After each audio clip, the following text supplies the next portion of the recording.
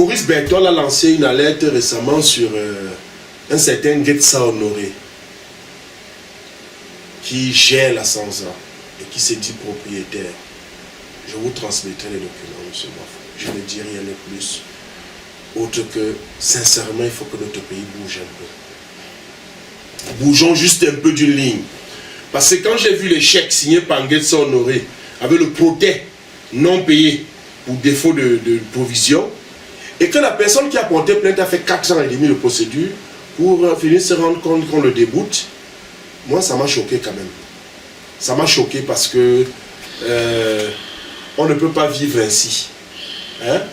Et dans la foulée, j'ai été contacté par beaucoup de personnes, dont un en Italie ici,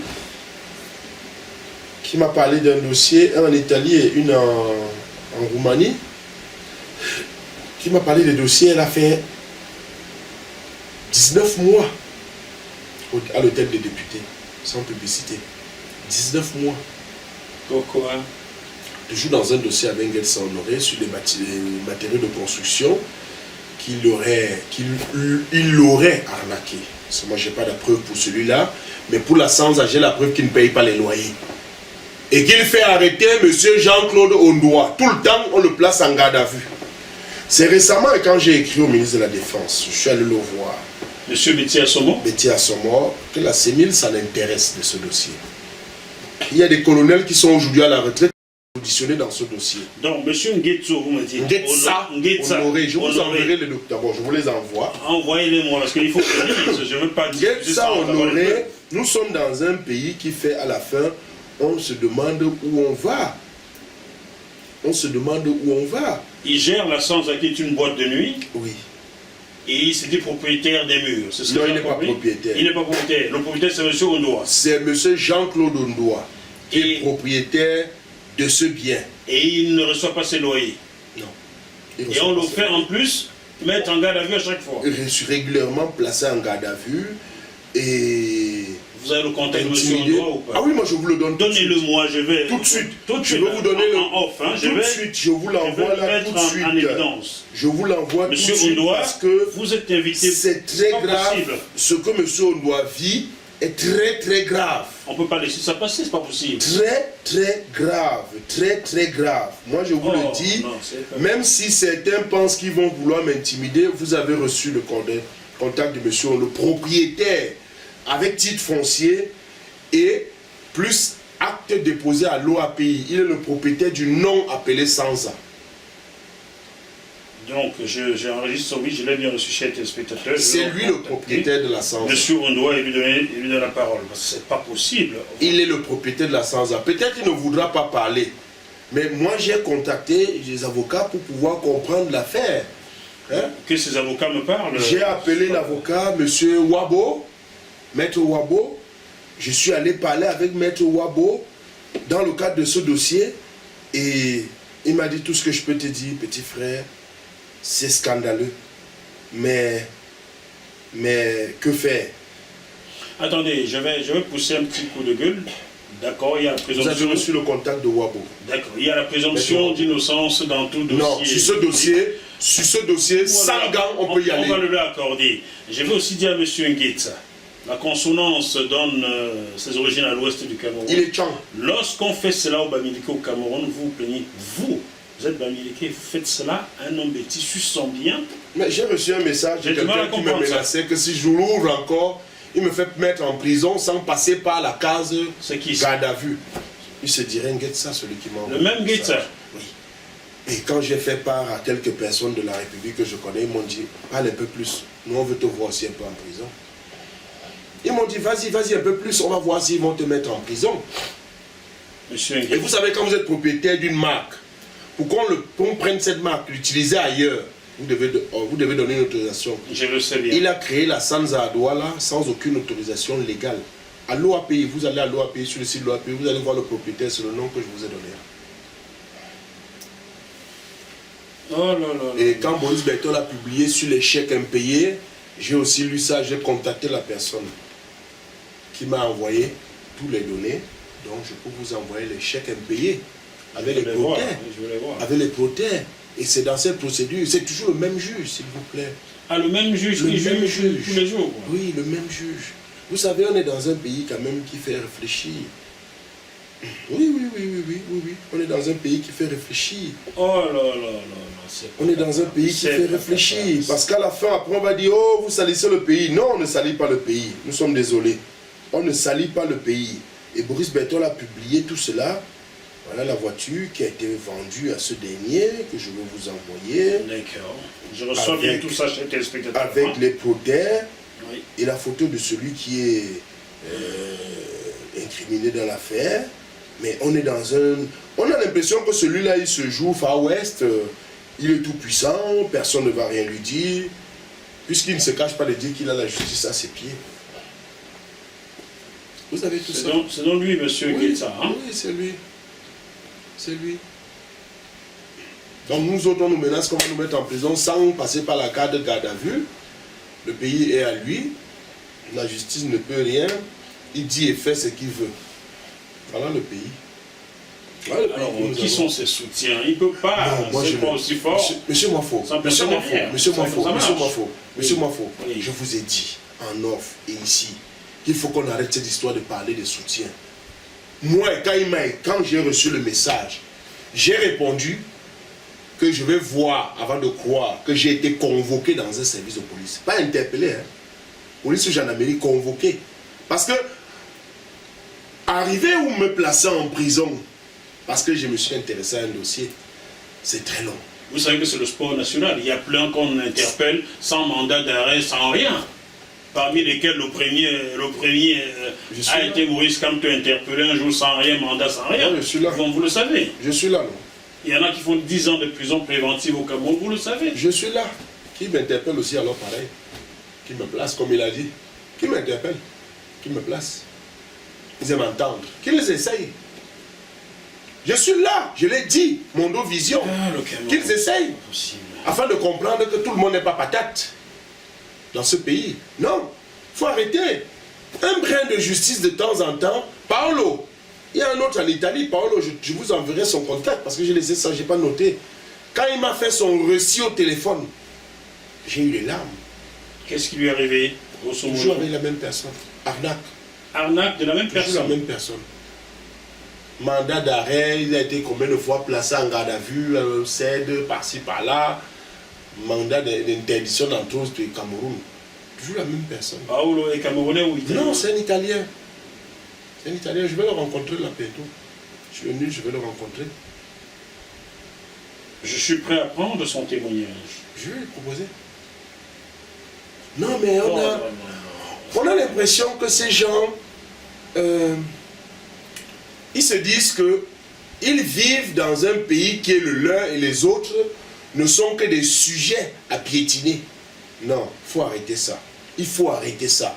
Pendant 7 ans, tu ne payes pas les loyers de quelqu'un, alors que tu as un bail que tu as signé. Monsieur Moifo, je dis non. Il a signé un bail. Hein. Je vous ferai parvenir tout cela. Il a signé un bail. Il a payé les 3 premiers mois normalement, ou les 6 premiers mois normalement, à 4 millions de francs le mois. Le bail a été enregistré. Après, il dénonce en disant qu'il n'a pas, il ne peut pas payer le loyer à quelqu'un qui n'est pas propriétaire. Oui. C'est ce qu'il fait à un certain Benjamin. J'ai lu ça sur Internet aussi, sur Facebook. C'est là où je découvre que Benjamin est en prison. Oui, au Cameroun, d'une succession. Il prétend que le monsieur n'a pas le droit de faire le bien d'une dame qui est décédée, mais qui est sa mère. Pardon? Et on prénote, sa mère. Oui, et on prénote le titre, s'il vous plaît. On a prénoté le titre. Expliquez que le pire dans cette histoire, messieurs Moifo et les téléspectateurs, le pire dans cette histoire, c'est que cette affaire a commencé par une plainte devant le procureur d'instance du centre administratif. Cette plainte a vu l'objet d'une convocation, audition, confrontation, déferment. Le procureur de la République du centre administratif actuel, classé sans suite. Donc, ce n'était plus une affaire pénale. La semaine qui suit, M. Benjamin est convoqué devant le juge d'instruction, Mme Aïssatou, placé en détention préventive pour les mêmes faits qui ont été classés par le procureur du même tribunal. placé en détention préventive depuis janvier et il y est jusqu'à présent. 7e mois déjà. Quand Boris Berthold a sorti ça, moi j'ai lu. J'ai cherché à entrer en contact avec les gens autour. J'ai entendu plusieurs sons de cloche. Je suis allé funer vers la famille de Madame Feu et Somba, qui était inspectrice au ministère de la Justice. C'est là où j'ai eu un nouveau son de cloche dans l'histoire. Qui dit quoi? Qui dit que Menjemen est dans son droit de réclamer ses loyers. On a fabriqué des factures. Les gens qui ont travaillé autour de cette dame au ministère de la Justice, on aurait fabriqué des factures pour lui faire devoir 20 millions, plus de 20 millions de boissons qu'il aurait bu et de nourriture qu'il aurait mangé. En combien d'années il a mangé pour 20 millions? En 3 mois, il est venu au Cameroun à peine 2 semaines. 2 ou 3 semaines. En 2 semaines. En 2 semaines, il a mangé et bu 20 millions. 40 millions au total. 40 millions au total. 40 millions au total. Ah, d'accord. Et c'est pour ça qu'on lui exige de signer le bail là, le certificat de vente de son bien, la maison à Bastos que Menjemen veut arracher. Que non, Menjemen est en prison. Que Ngetsa veut arracher. On lui exige de signer cela, le certificat de vente et de prendre un peu d'argent pour lui donner contre sa liberté. Ses sœurs sont ici en France. Je trouverai ses sœurs, je vous mettrai en contact. Je veux les sœurs de Menjemen. Il faut je pas vais vous mettre en contact avec. Je suis là. On va les voir. Je note les noms parce que vous allez me fournir tout ça. Tout ça. Il faut parler de cette affaire. Donc, la famille décide que non, mieux notre frère meurt, mieux nous tous on meurt. On ne signe pas. On prenait le titre pour leur montrer qu'on a la puissance en justice. On a la puissance en justice, on prenait le titre. J'interpelle le ministre des Domaines, Henri Eyeba ici. Faire attention, ce titre prénoté de la veuve Menjemen va coûter très cher à l'État si vous ne réagissez pas tôt. C'est au même titre qu'en face du palais des congrès. Alors on a enquêté dans ce dossier. Le célèbre Congelcam a tenté d'arracher encore un bien là-bas. Il y a une décision qui a contraint Congelcam à dégager de ce site. Voilà la réalité de ce pays. C'est que cette pauvre dame qui est décédée a laissé des biens dont un prédateur, Ngetsa Honoré, veut s'accaparer par des manières voyous et bandites. Ngetsa Honoré, Congelcam, chers téléspectateurs, pour ceux qui ne connaissent pas le Cameroun, sont mes frères Bamileke. Ce sont eux qui ont de tels comportements. Après, je vais entendre certains dire que les métiers ont fait ceci. Non. Voilà, ce sont des Bamileke, Ngetsa et machin. Monsieur Moifo, les voyous, vous en avez partout. Partout, il y en a. Vous avez des voyous partout. Et je vais dénoncer, je vais permettre aux gens comme vous de dénoncer tous les fossoyeurs du Cameroun. Je vais trouver les sœurs cette semaine, pas le mois prochain. Là, cette semaine, je vous trouve les sœurs.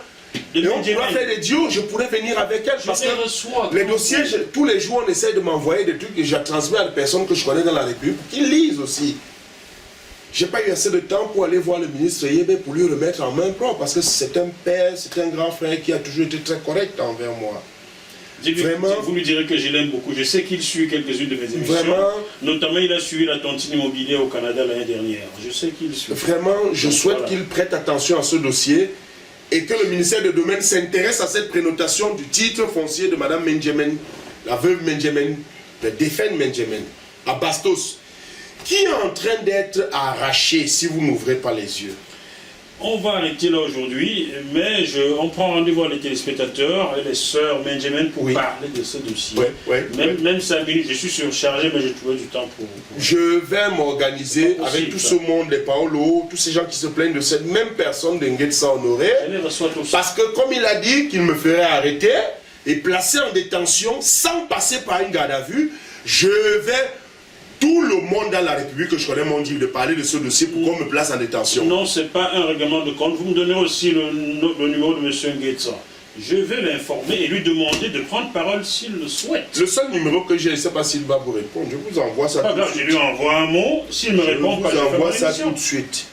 C'est une obligation professionnelle de dire à celui qui est mis en accusation. Voilà, je vous envoie ça là tout de suite. Je ne bouge même pas du plateau, je vous l'envoie tout de suite. Très bien. Voilà, vous l'avez reçu. Très bien. Il ne va pas dire que je ne vous ai pas donné. Très bien. Voilà son numéro. Très bien, c'est noté. Voilà son numéro. Je vais voir comment il va me faire arrêter. Comme il a dit qu'on me met en prison sans passer par la case garde à vue. Voilà la réalité de ce pays. Son nom c'est Ngetsa Honoré. Ngitsa. Vous allez voir ça dans les protestes. Les chèques sont là aussi. Je vous ai envoyé les chèques. Très bien. C'est bien noté dans M. Ngitsa, je vais le contacter. Yes. S'il ne veut pas me parler, il ne dira pas après qu'il n'était pas au courant. Je ferai mon émission quand même. Mais moi, je vais vous mettre en contact avec tous ces gens. On ne peut pas continuer comme ça. Même je vais essayer de recontacter la Roumaine qui est dans le dossier avec lui, si c'était sur les bâtiments de construction, les matériels de construction.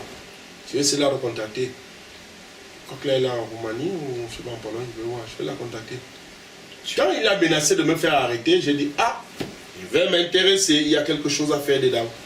C'est pour ça que j'ai dit, je vais m'intéresser, que je veux voir combien il me met en prison, sans case garde à vue.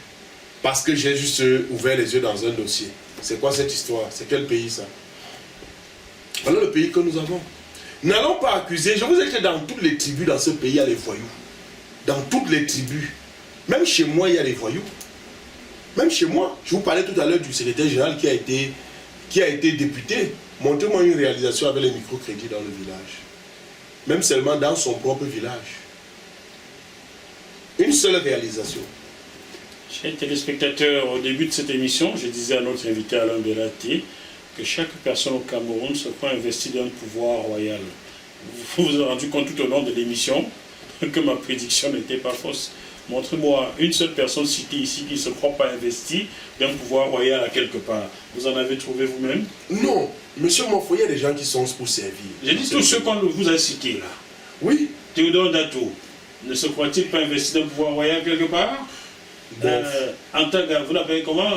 Celui que le président de l'Assemblée nationale a dégagé également là. Amamataba? Amamataba, ne se sent-il pas investi d'un pouvoir? Non, c'était plus un chef de gang. Jean-Jules Gansop? Gansop. C'est plutôt un fusible qu'on utilise pour voler. Yolande Bedouga? Un fusible qu'on utilisait pour voler. Honoré Nguetsa? Moi, je dis c'est quelqu'un qui n'a rien à la tête autre que penser qu'il va s'accaparer des biens des autres. Commissaire Baya? Non, c'est plus un ignorant qui veut traduire l'incompétence qu'ils ont sur la population, moins de 5%, disant penser que c'est les moins de 5% qui ont bloqué les ordinateurs et les imprimantes. D'accord, il se croit investi d'un pouvoir royal. Non. Bien. C'est l'un des serviteurs. On poursuit. Votre ami qui est à Elecam, comptable, ne se croit-il pas investi d'un pouvoir, même si vous l'appelez ignorant? C'est plus un cancre. Vous voyez, chers téléspectateurs, le petit policier, même quand on envoie arrêter Caroline Pégan. Non, on ne l'a pas envoyé, je vous ai dit. Donc il a décidé seul. Oui, pensant pouvoir gagner un galon exceptionnel. Parce qu'il se croit investi d'un pouvoir. Et aujourd'hui, il a été corrigé. Il est à quel niveau? On l'a sanctionné.